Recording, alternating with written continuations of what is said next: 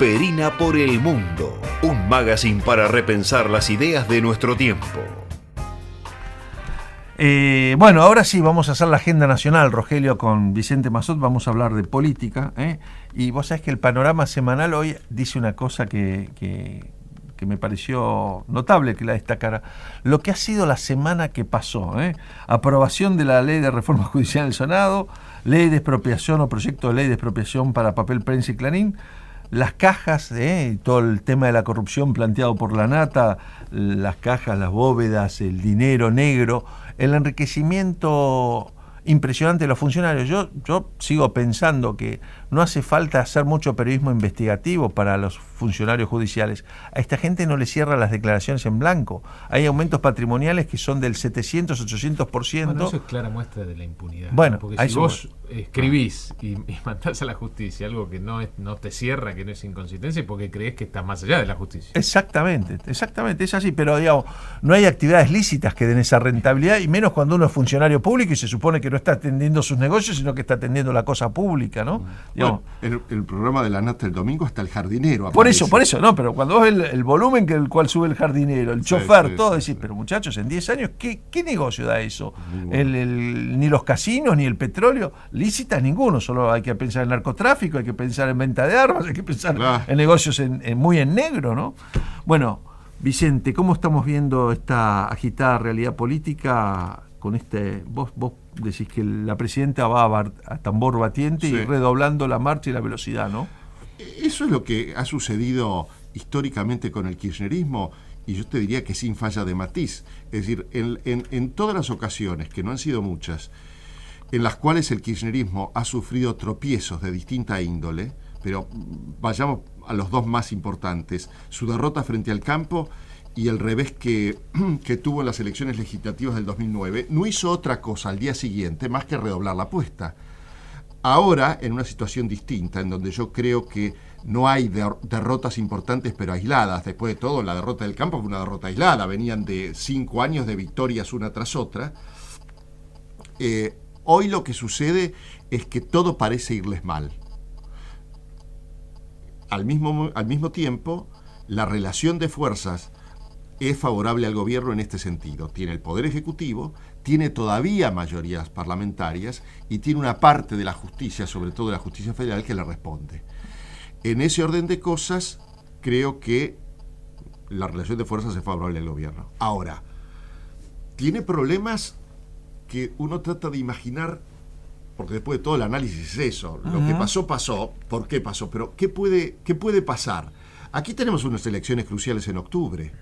Y que en realidad son antes, ¿no? Porque eso te iba a preguntar. Bueno, y tenemos las PASO adelantan mucho el resultado de octubre, ¿no? Y acomodan cosas. Sí, ya vimos que con el 2011 condicionan todo lo que viene después. Sin duda. Claramente. Va a ser una radiografía anticipada de lo que va a suceder. Probablemente en octubre, ¿no? Las PASO lo que promuevan es una polarización. Exactamente. Que vaya bien en las PASO. Define la oposición, define el gobierno, define claro. Cosa que no había en el 2009. No había en el 2009. Es una diferencia muy importante respecto a la elección del 2009. Que por muchas razones uno podría comparar con lo que va a pasar ahora, ¿no? Una elección legislativa en un contexto medio complicado para el gobierno, para el oficialismo. Bueno, ahí la diferencia las PASO. Si en aquel entonces se pudo en algunos territorios generar alguna opción más fuerte, contundente, en la unificada en frente del oficialismo, ahora las PASO deberían provocar mayor, digamos, polarización en la elección de octubre. Con 2 o 3 datos adicionales que creo que son del caso marcar. Por un lado, el hecho de que de los 5 grandes distritos, salvo un imponderable que no me imagino, justamente como es un imponderable, uno puede imaginarse de dónde sale, de los 5 grandes distritos electorales, que explican el 72% del voto, el oficialismo, es decir, el Frente para la Victoria, ya perdió 4. Yo no soy San Pedro ni Dios. Mendoza, Córdoba, Capital y Santa Fe, no hay, ya está cantada. No sé si quién ganará, en algún lugar ganará el PRO, el otro ganará el radicalismo. Lo tiene perdido. Ahora, y le está yendo mal en la provincia de Buenos Aires. Ahora está el dato fundamental. La provincia de Buenos Aires, que tiene el 40%, 39 y pico, el candidato hoy, Francisco Narváez, a una candidata que nadie sabe si va a ser, ni ella misma sabe, Alicia Kirchner, ya le está sacando entre 8 y 10 puntos. Recordémosle a la audiencia que en el 2009, cuando pierde el kirchnerismo frente a De Narváez, los candidatos eran, y lo recuerdo, Néstor Kirchner en primer lugar, Daniel Scioli en segundo lugar y Sergio Massa en tercer lugar. Exactamente. Digo, pusieron toda la carne al asador y perdieron. Un oyente hoy no se sabe quién va a ser, porque Alicia Kirchner está floja de papeles y no saben quién va a ser. Si están con un problema serio. En términos de... Ahora, lo que se juega es tanto más importante que el 2009, porque se juega un régimen que se siente predestinado a gobernar 15 años más la Argentina, que no tiene delfín y no tiene candidato en Buenos Aires. Es decir, es el fin de la re-re, si los resultados son como los que suponemos. Solo si los resultados son como los que suponemos, porque se equivoca hoy el diario La Prensa, los amigos de La Prensa, cuando titulan Cristina no pedirá la reforma constitucional. Nunca lo iba a pedir ella, pero siempre hay algún alcahuete. Ya lo han pedido como 8 gobernadores. Claro. Decía, no es que el proyecto está muerto, porque Cristina no se pronunció en contra del proyecto. Es más, dijo una cosa bastante curiosa. Dijo que la Constitución es perfectible, por supuesto toda la obra humana es perfectible, en este país tal vez todo sea perfectible, salvo Cristina Fernández de Kirchner, que es perfecta, ¿no? Pero dijo que no había que resignarse al altar o al vestal de la Constitución. Y ese ha sido un poco el argumento de los golpes militares, ¿no? Decir que no había que supeditar la vida a lo que dice la Constitución y que no había por qué acatarlas. Recordemos que los países que le va bien, los países cuyos habitantes tienen muy alta calidad de vida, etcétera, son los que sí se arrodillan todos los días frente a la Constitución. Bueno, recién nos recordaban una frase de Churchill: los países que no se arrodillan ante la ley terminan arrodillándose ante los tiranos. Entonces ese es el riesgo, ¿no? Ahora, un oyente me escribió esta semana muy críticamente, porque yo la semana pasada ponía en dudas si el gobierno no iba a suspender las PASO, porque a mí me parecía que era lo que al gobierno le convenía y había alguna información dando vuelta ahí que hacía ruido, y al día siguiente sale el decreto y el oyente me lo facturó mal y tiene razón. Bueno, yo pensé que no iba a ser, pero... Ya habíamos en aquel entonces, yo no lo volví a repetir, cometido el error de creer que no iban a estar las PASO en el 2011. Así es. Ahora, ¿las PASO les conviene al gobierno a tu juicio o son un escollo? Porque además... La única ventaja de las PASO es que acortan los tiempos, ¿no? Yo creo que con un panorama electoral como el de hoy, obviamente, en algunas cosas se puede cambiar, pero no mucho.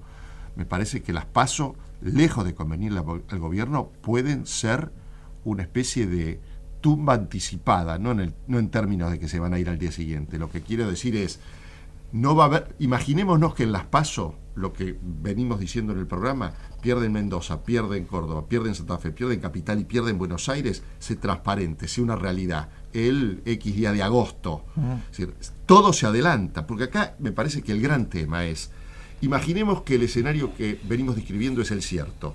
¿Qué pasa el día siguiente, el 28 de octubre, sobre todo en el seno del peronismo, si la todopoderosa Cristina Fernández, sin Delfín, ha perdido los 5 grandes distritos y por 10 puntos Buenos Aires? Yo creo que hay un cambio importante ahí sí, de un factor que hasta ahora ha sido un soporte muy importante del kirchnerismo, que es el tema del Senado y diputados. Es decir, el reacomodamiento de gobernadores, intendentes, diputados y senadores del peronismo que van a decir, la reina está desnuda, no hay reelección, se perdieron las 5 grandes provincias, y es indisimulable. Ahora, esto, si en agosto las PASO las pierden mal, si la polarización de la cual habla Rogelio, que comparto, se da, bueno, el panorama se adelanta. Usted es un panorama, una radiografía adelantada en ese 2 meses. Y para ir cerrando la entrevista, Vicente, yo encuentro un cierto paralelismo con el tema que hablamos en el bloque anterior, digamos, ¿no? Estaba pensando cuando Ernesto Guevara lo manda a su amigo Massetti con una estrategia equivocada a morir en la selva de Salta y después él repite el error, digamos. Y la Presidente, cuando avanza a tambor batiente, como vos decís hoy, y yo comparto que hace, también no está de alguna manera como repitiendo errores. No está, digo, ¿hay una estrategia ahí atrás o solamente vamos para adelante, vamos con todo, a tambor batiente, a mucha velocidad? Yo creo que hay una estrategia. Lo que muchas veces no terminamos de entender, quizás porque en algunos casos no la tenga, es cuál es la lógica, la racionalidad detrás de esa estrategia. Ahora, que la estrategia es, en consonancia con el vamos por todo, la estrategia es reforma de la Constitución y reelección o muerte. Porque un movimiento que se cree refundacional, como ellos, donde él, Néstor Kirchner, en el santoral del movimiento es tan importante como San Martín, con una señora que considera, igual que su marido, que vinieron a refundar la Argentina y que el kirchnerismo es un punto de inflexión. Es decir, que están vaciados en una matriz hegemónica. ¿Cómo imaginar que ellos piensan el hecho de que no van a poder estar después del 2015? Imposible. Ergo, todo se supedita a la reelección y la reforma. ¿De qué manera? Bueno, ahí yo creo que hay una estrategia. Ahora, para esa estrategia, llevarla adelante, si no tienen los votos, y la idea del autogolpe, la idea del conflicto de poderes, la idea de acusar el día de mañana a la Corte de que conspiran en contra de la gobernabilidad, no son fantasías, son cosas que pueblan la cabeza de más de un personaje del gobierno. Porque si no, insisto, no se explica por qué siguen a tambor batiente. Y siguen a tambor batiente como si nada, es decir, como si nada pasara. Vicente Massot, muchas gracias por haber estado aquí esta noche. Gracias a ustedes.